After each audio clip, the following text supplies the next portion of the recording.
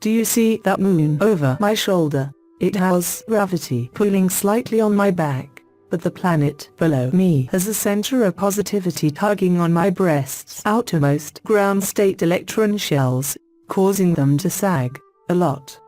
It is the Earth's positive charges, organized into a center, a small spot at the center of the Earth. In regard to gravity, let us talk about these two objects. What I mean is, the Earth and the Moon.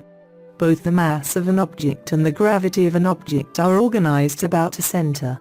There is a center of mass and there is a center of gravity for each object in the universe. This is a universal finding.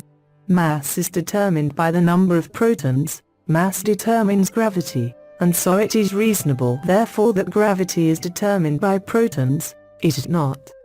Protons, mass, gravity. Protons are at the center of each atom making up molecules, and for some reason the mass of protons constituting each object becomes organized into a center of mass as well as a center of gravity.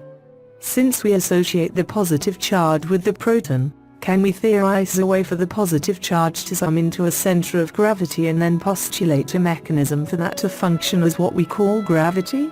It is obvious that gravity is something as simple as positive pulling on negative. But, you need to be aware that the accepted theory of science is that gravity is a magical mystery, which no human can comprehend.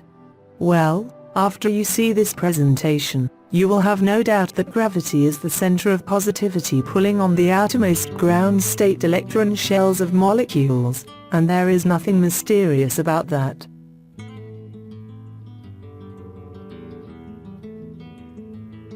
Just as the center of positivity attracts the negativity of ground state electron shells of all neutral molecules, it also repels the positivity of outer electron shells of positively charged ions.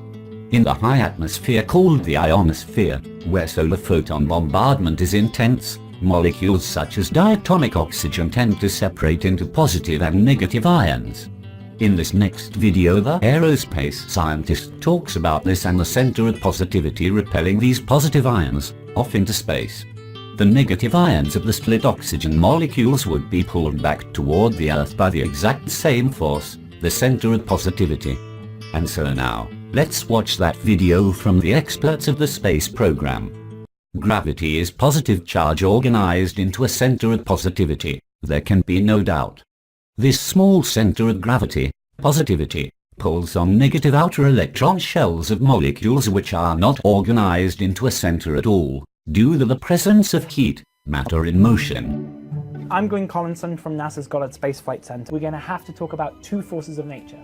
Firstly, the force of gravity. Gravity is the thing which is holding you down to the planet, but if you think about it, it's also what is holding the atmosphere down onto the planet as well. If I want to remove some of the oxygen from the planet, we have to overcome that gravity. So to do that, I want to talk about the electric force. And what we think can happen is that the electric force can help push on the ions and in the upper parts of the atmosphere, push them off and up into space. So just as every planet has a gravity field, we think that every planet has a weak electric field. It's a monster of a force. It can rip heavy things like oxygen straight out of the upper atmosphere and send them kicking and screaming off into space. So this really changes the way we have to think about planets, because it turns out that planets can lose heavy things like oxygen to space entirely through electrical forces in their ionospheres. This is something that's really important if we want to go looking for exoplanets, for habitable planets around other stars.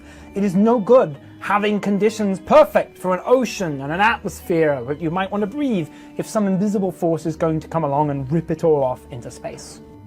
Only understanding how atmospheres evolve can we try and understand how we got here.